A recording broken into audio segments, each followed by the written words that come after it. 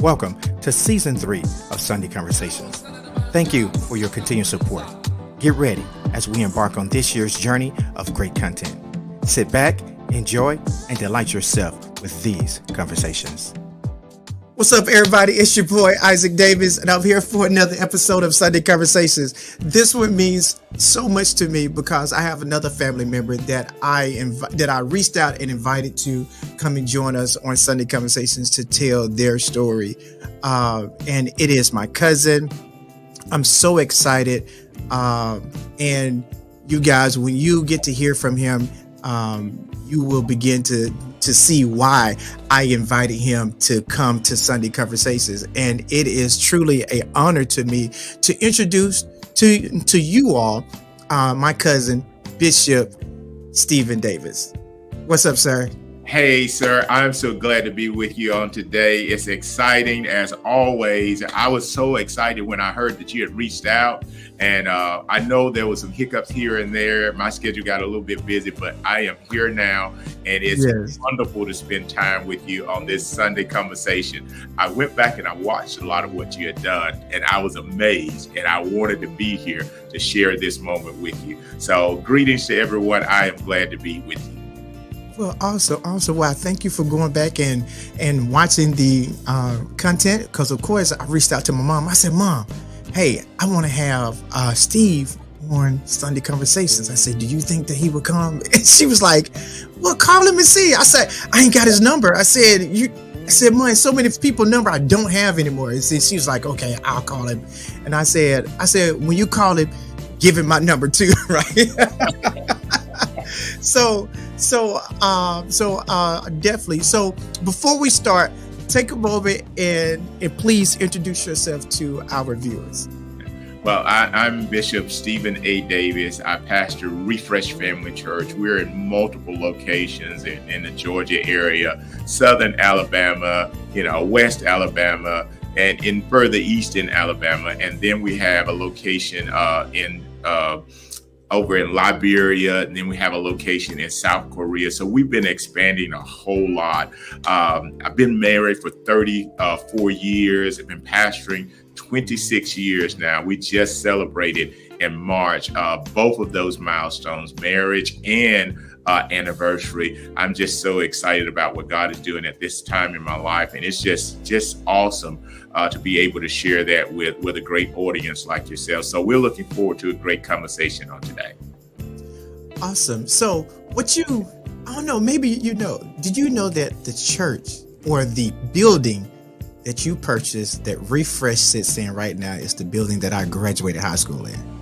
Wow, I did not know that. I knew that the previous church would open up their doors and allow Centerpoint or Irwin High School to utilize their auditorium for graduations. Well, I continued that tradition after we purchased the building until they grew out of this sanctuary. So finally they grew out of it, but I did not know that. Well, I'm sure I'm going to see you in the sanctuary sometime soon.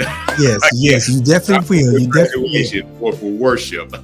Yes, you definitely will. I got to see your pictures on Facebook that you just shared, where you showed the actual progress of where you started to where you are today. So my first question for you is that how did you end up in ministry? Well, I was attending a church. The pastor resigned. There was still a small group of people that were there. Interim pastor came in, and he was only supposed to be there for a short period of time.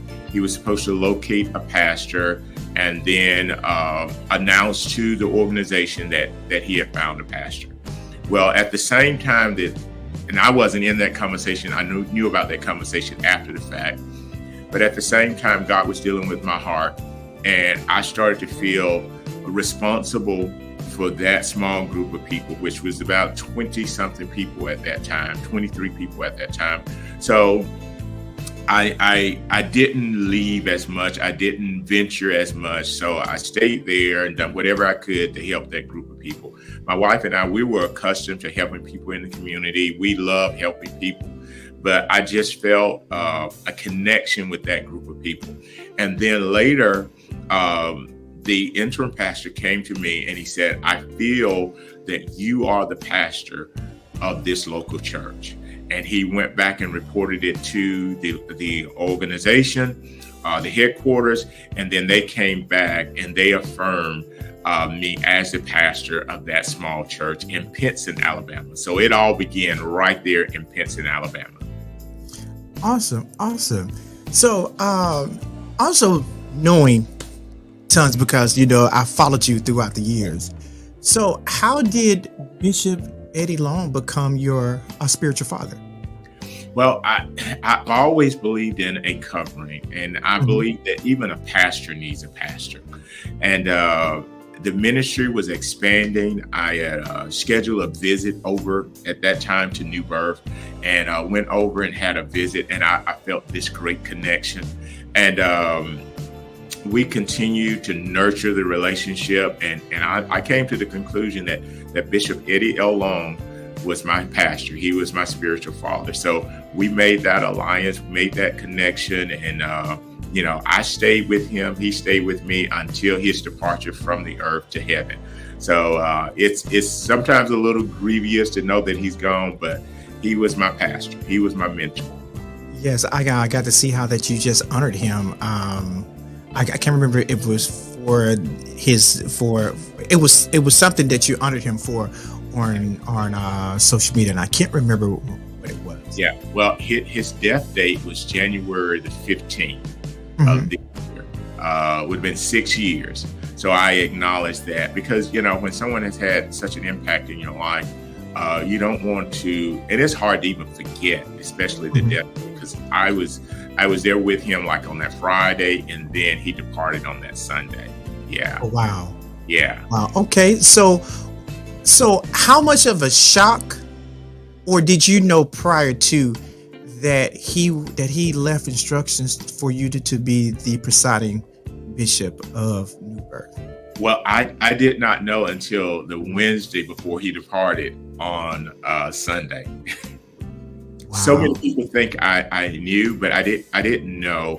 After a Wednesday night service here at my church here in Birmingham, I get home and I get this call, and on the call, it is explained to me that I have been documented as Bishop Eddie Long's successor. So that's what was documented. I was encouraged to make contact with another individual on Thursday. They sent me the legal documents on Thursday. So I looked at the legal documents, and I looked at the date that they were drawn up, and I reached back out and said, I think there's a problem with this because the dates are not correct. Well, the dates dated all the way back to 2012. Wow. This is 2017. I had no idea that it had been documented and drawn up. I had no idea that he thought that much of me. I was just trying to be a faithful servant, faithful son to my leader.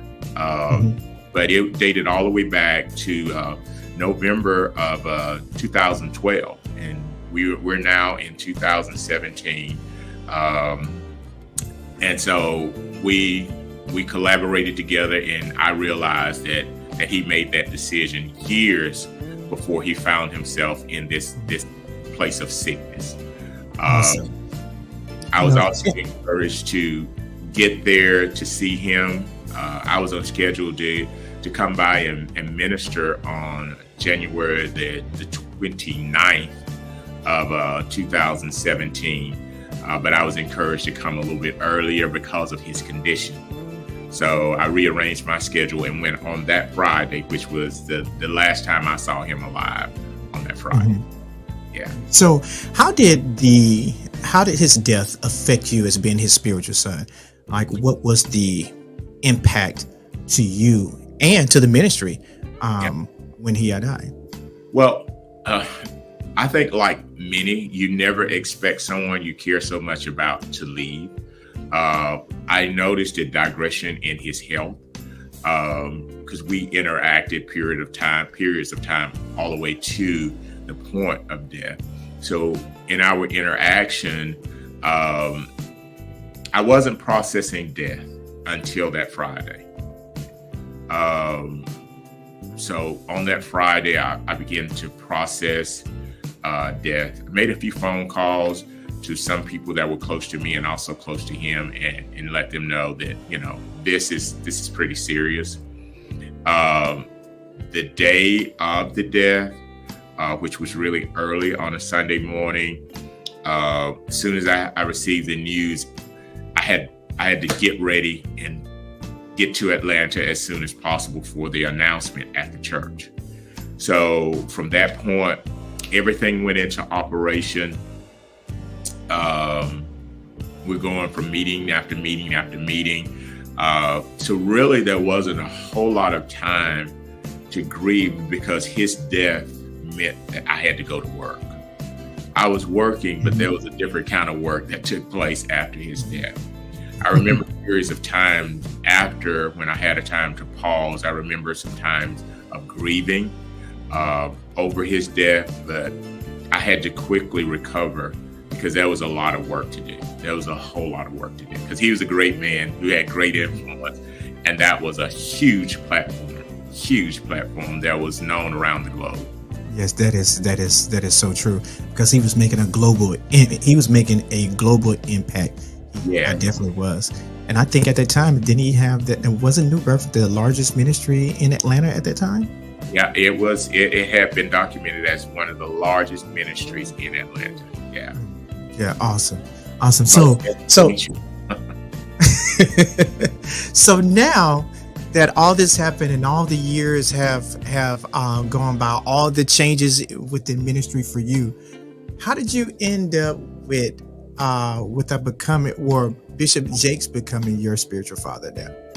Well, when a lot of the transition was taking place, I needed a place of comfort. I needed a place that I could trust, not only for myself but for my family.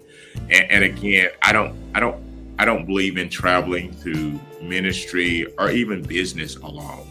And one day, the impression after Bishop Long had passed away, I was just impressed in my spirit to reach out to Bishop Jakes, which I didn't know how to reach him, but I found a way. And I'll encourage anyone, if God puts it on your heart to reach out to someone, whether you have their number or not, if you're determined, you will reach them.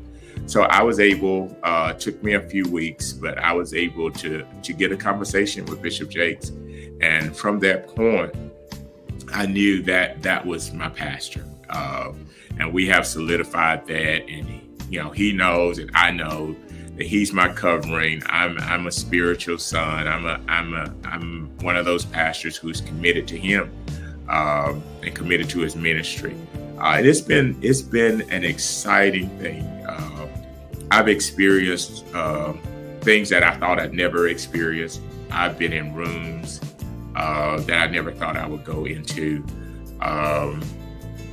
We don't have a day-to-day, week-to-week call, but I feel that he makes sure that I'm in rooms that can make me better. And everything that he's done has been to make me better and help me to heal. And even he's corrected me. He's corrected me on it. Of course. Yeah. That's what our spiritual parents do, right?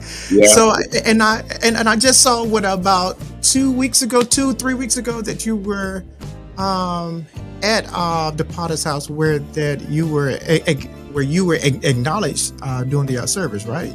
Yeah, we were there, my wife and I, and we were celebrating our anniversary. We celebrated our anniversary in Dallas. In fact, this is the way it occurred. We set up our anniversary, but we had a team of people who were, we had training scheduled at Dallas with Bishop Jakes' team.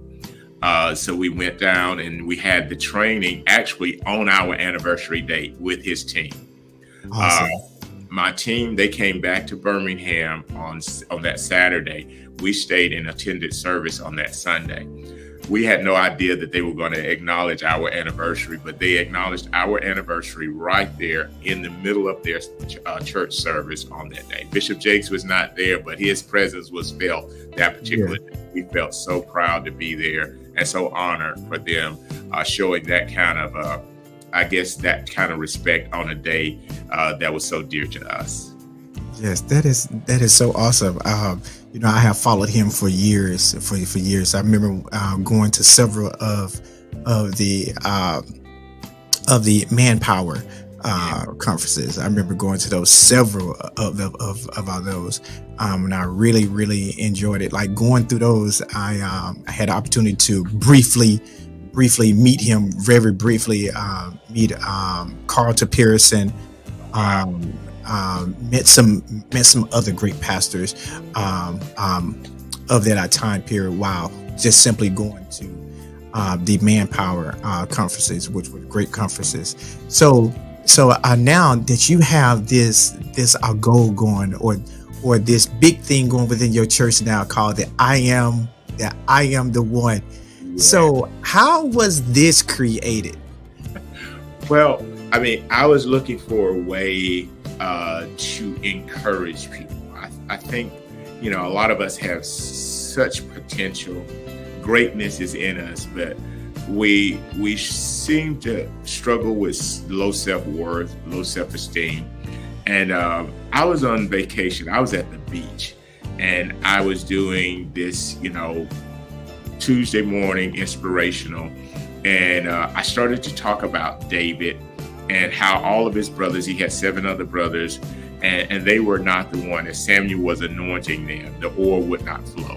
And when I got to the point where I said, Samuel said, the Lord spoke to him and said, this is the one. And I started saying, I am the one. I say this with me, I am the one. And from that point, this I am the one thing has snowballed to I've written a book, an I am the one book. We have t-shirts, we have mugs, we have umbrellas, we have the whole nine. And I still do a segment every single Tuesday morning at 6 a.m. Central Time on the I Am the One segment. But I had no idea that it would spread like it has. And so many people are encouraged. So many people are doing things they never thought they could do. I think that within it is just unlock the potential in those individuals. And it's something about saying I am at the front of your sentence, at the front of your statement, because we know God is the great I am. And even in the book, the last chapter is called I Am, when Moses has the encounter. Who should I tell them sent me? He said, tell them I am sent you. I am that I am. So it's really something that when people take a hold of it, they'll go into an interview with confidence. They'll attempt to do things that no one else in their family has attempted to do. They'll get outside of the box and believe that God will be faithful to them on a journey that no one else they have reference to in their family or a friendship has ever taken. But that's where it was birthed from. So many people have been impacted by it. I'm still being impacted by it. But I had no idea that it was going to go as far as it's gone. So you have political officials running for political offices wearing I am the one shirts. Oh, wow. Yeah. It's been that That's powerful. really awesome. Huge billboards on the side of the main highway. I am the one. I'll be coming to Birmingham soon, so I'm going to be looking for the billboards now. So, how important is it for you to see that family members are supporting you within the ministry? How does that make you feel? That's very important. So you take biblically, you had Jesus, you had James, you take Moses, you had Aaron. So, God made sure he incorporated some family in there because we need family, especially when we're on a journey that to us is uncertain. With God, it's completely certain, but he chooses to give us someone to walk with us, or a group of people who will walk with us that remind us of where we came from, but helps us to get to where he's trying to take us to. Hey, So I think it's very important. Yes, I definitely agree, and it's great to see when family truly support you. It's been said in business that sometimes more people that will be there for you are the ones that don't know you versus family. So whenever family is there to support you for something positive, and especially for a ministry. I think that that has a very powerful impact into who you are, and also into your into the leadership that you are presenting to family. Yeah. Well, it speaks volume because I'm the youngest. That's true. You are. I'm the youngest, and I'm leading. So for family to be supportive, to believe in me, it speaks volume, and it speaks to the safety of the people who may not be necessarily biologically family, but they see that others are in support of you. So it brings some level of validation. Even if the words are never spoken, it still brings a level of validation to what you're doing. So when people see that, they hear words that are never said. Amen. That's true. So now that you got this fabulous church, COVID happens. Oh, What was it like prior to COVID, during COVID, and now the battle that every church has is getting people to come back to the sanctuary? that has been a challenge. What it does, it proves the level of leadership that you have. Prior to COVID, we were doing 9 o'clock, 11 o'clock. Numbers were really great in both services. And then COVID hits and you go down and you can only have 10 people in a sanctuary that seats 2,200. That's including your production people, your praise and worship, everyone. So we go from multiple services, all of these people gathering, to 10 people in the sanctuary at a time. And part of what we had to do, because for production, for praise and worship, we needed more than 10 people.